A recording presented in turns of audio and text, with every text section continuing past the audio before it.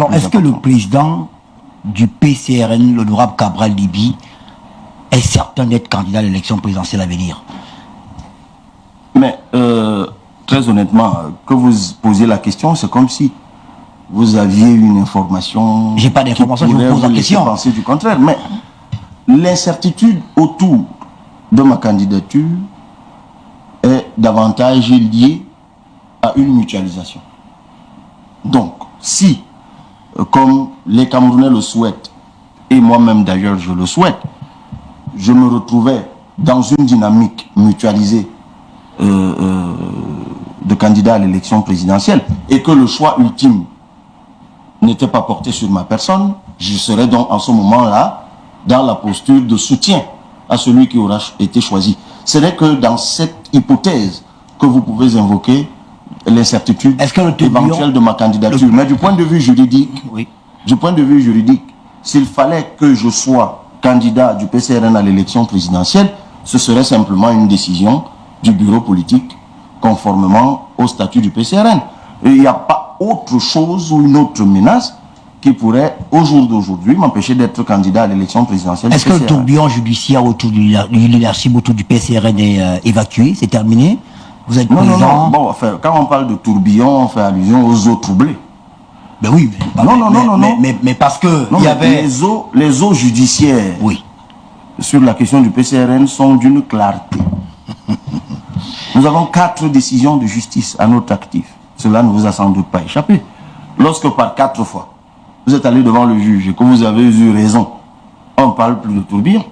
C'est d'une netteté, d'une clarté qui ne fait l'objet d'aucun doute. Puisqu'on parle des eaux judiciaires, qu'en est-il des eaux politiques? Quand un sous-préfet estime qu'il y aura des troubles à l'ordre public parce qu'il y, dans son esprit, il y a toujours un bicéphalisme au sein du PCRN, on pourrait, dans la réelle politique, se poser des questions sur ce qui pourrait advenir. Ajoutez simplement à votre propos que lorsqu'un sous-préfet voit du bicéphalisme quelque part, il s'est trouvé son préfet qui n'en a vu aucun et qui a levé son interdiction. ATP, la coalition ATP, où est-ce que vous en êtes? Alors, vous devriez poser la question à ceux qui en parlent le plus, parce qu'ils en ont fait parfois un sujet de surenchère. Mais pour faire simple, écoute, l'ATP est toujours en discussion et jusqu'ici il n'y a pas d'issue suffisamment. Vous n'y croyez plus alors quand on vous entend parler, vous en parlez avec peu de conviction? Non, c'est pas à moi qu'il faut dire que je crois plus. S'il y a une chose qui m'a toujours caractérisé, c'est la foi en ce que je fais. Pour arriver à une mutualisation, il faut y croire. Et il faut avoir de l'optimisme, il faut y travailler. Ce d'autant que c'est une mission qui nous est investie par le peuple camerounais. Si vous faites un sondage, beaucoup de Camerounais appellent les responsables politiques de l'opposition à se mettre ensemble. En tout cas, nous, au PCRN, nous sommes favorables à une transition refondatrice. L'ATP, c'est l'Alliance pour la transition. Nous sommes pour une transition refondatrice. L'idée peut paraître un peu lointaine pour certains. Vous avez sans doute suivi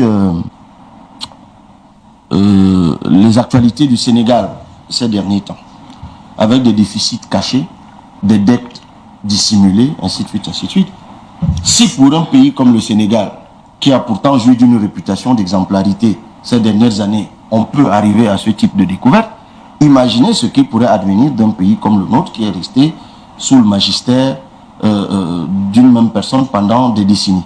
C'est pour cela que nous pensons qu'il est bien, il est souhaitable que le Cameroun connaisse un moment de transition pour qu'il y ait l'audit du pays, une discussion pour une nouvelle constitution, une discussion pour un nouveau code électoral, et derrière, après avoir réconcilié les Camerounais, on organiserait des élections équitables.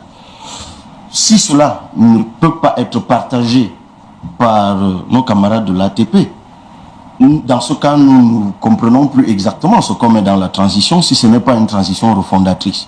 Ça devient donc une démarche de parade, mais bon, enfin, ça, vous échangerez là-dessus avec d'autres, et il ne nous restera plus qu'à construire une coalition autour d'une candidature, un peu comme celle du Sénégal. Vous direz que je prends beaucoup le Sénégal en exemple, la coalition Diomaye président. Alors, permettez-moi d'en dire un mot parce que c'est une question, enfin, je veux dire, cette élection est chargée de beaucoup d'enseignements pour un pays comme le Cameroun. Le président Diomaye Faye a été élu au premier tour dans un pays où il y a une élection à 2 tours. C'est déjà ça. Ça veut dire que même dans un pays comme le nôtre, il y a une élection à un seul tour, ben, on peut gagner avec ce seul tour. Mais beaucoup de gens oublient qu'il y avait 17 candidats à l'élection présidentielle du Sénégal. Mais pas 17 figurants. Il y avait 3 anciens premiers ministres, dont le sortant qui était candidat. Il y avait 2 anciens maires de forte réputation, dont celui de Dakar et de Kaolack. Il y avait 2 députés, il y avait un ancien fonctionnaire du PNUD, il y avait un ancien directeur général des douanes, il y avait 3 chefs de département, professeurs titulaires d'université et j'en passe. Donc ce n'était pas des figurants. On peut même dire que c'était une bonne dizaine de poids lourds.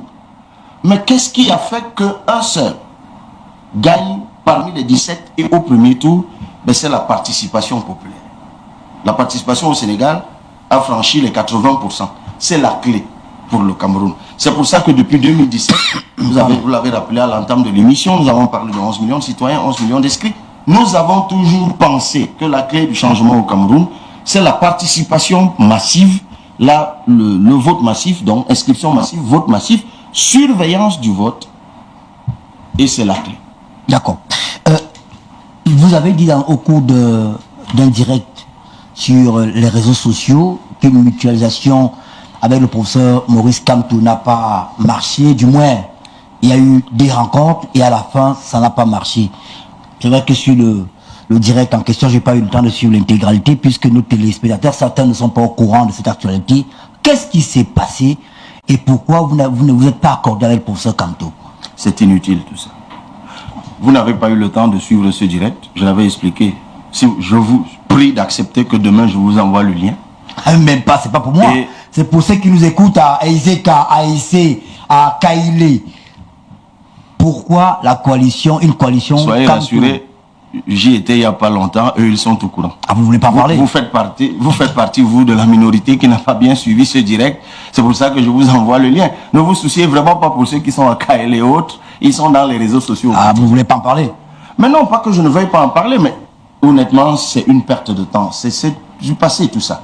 Ce qui me préoccupe maintenant, M. Ernest Obama. Est-ce qu'il est possible? Vous avez vu l'emphase, la passion avec laquelle de poser la question, je partage avec vous et ceux qui nous regardent à Kailé, ce que j'ai l'intention de faire du Cameroun, si je suis élu par eux en octobre 2025, vraiment ces anecdotes du passé, souffrez que je n'en parle pas, surtout que lorsque ça concerne des concurrents. Je pense que ce soit ces concurrents ou moi, ce qui nous préoccupe maintenant, à 7 mois de l'élection présidentielle, c'est de parler de ce que nous voulons faire du Cameroun.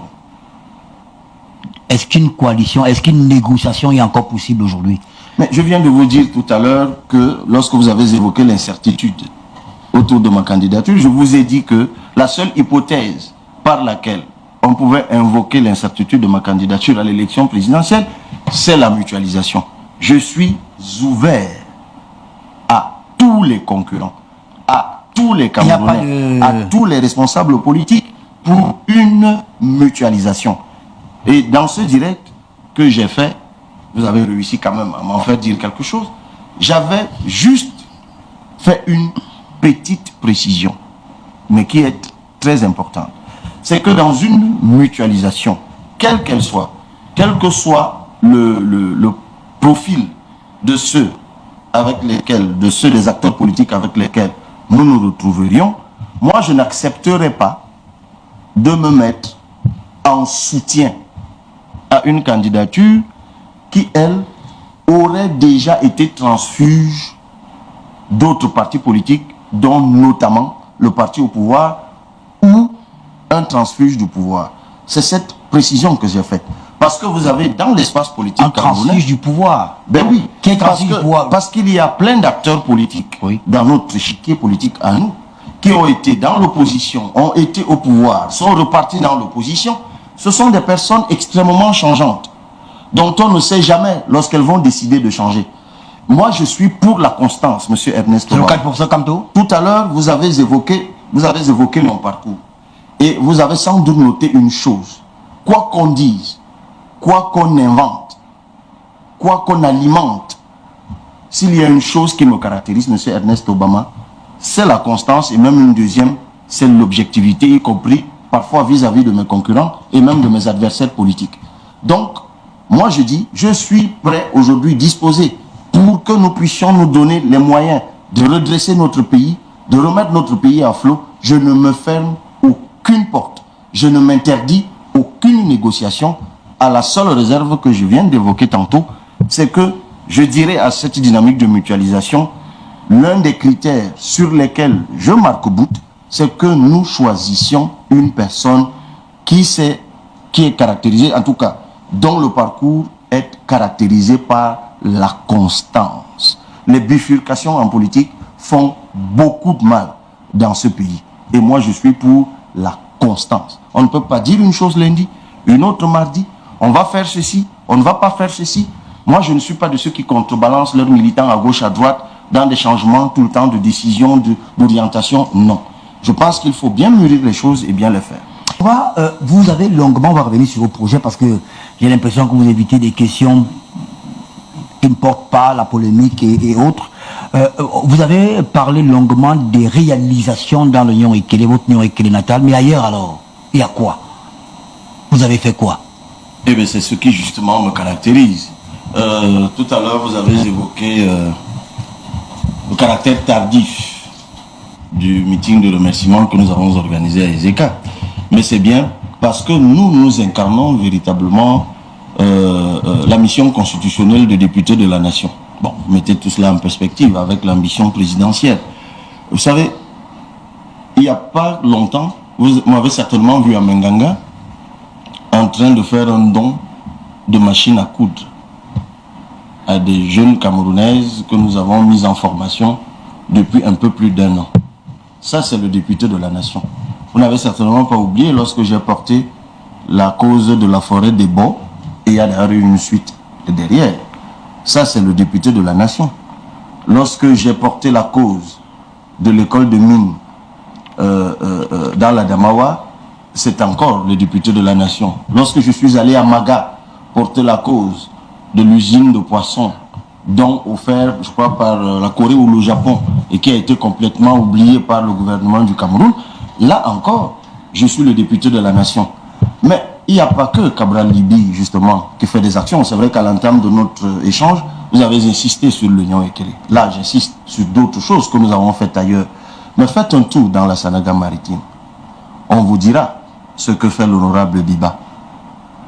Que ce soit des centres de formation, que ce soit la remise à niveau des plateaux techniques des hôpitaux, que ce soit l'accompagnement social, l'électrification. Et lui, il est le seul député PCRN de la Sanaga maritime, François Biba. Tout le monde se demande comment il fait. C'est des sacrifices qu'il fait pour les populations et je suis fier. Allez du côté de Vouri-Est. Regardez le nombre de jeunes que l'honorable Nouran Foutsing a mis en formation. Il n'y a pas longtemps, vous avez vu les dons qu'elle a fait, que ce soit à la communauté musulmane ou aux jeunes, en tout cas qui étaient en position de nécessité. Regardez tout ce qu'elle a pu mettre en œuvre au profit, mais j'insiste, sur la jeunesse, notamment avec les formations en agriculture et en pisciculture. Tout cela, c'est à mettre à l'actif de nos députés. Donc, moi je pense que véritablement aujourd'hui, et je peux le dire ici, sur votre plateau, le retour que moi j'ai, c'est que les Camerounais posent sur moi le regard de quelqu'un qui est à l'écoute de leurs préoccupations. Où que j'aille aujourd'hui dans ce pays, du nord au sud, de l'est à l'ouest, tous me témoignent leur adhésion, leur soutien, parce qu'ils saluent ma sollicitude et voient bien que je suis à leur écoute. Mais on n'a même pas parlé des maires. 7 maires. 7 maires. Monsieur Ernest Obama, et ça, je vous invite, vous et certains de vos collègues, vous, surtout vous, même si je sais qu'il peut vous arriver d'avoir des penchants biaïstes des fois, mais c'est votre droit. Le biaïsme, c'est pas de la politique, honorable Cabral Libi. Je suis totalement d'accord avec vous. C'est une idéologie, c'est comme du pessisme dont vous parlez tout à l'heure.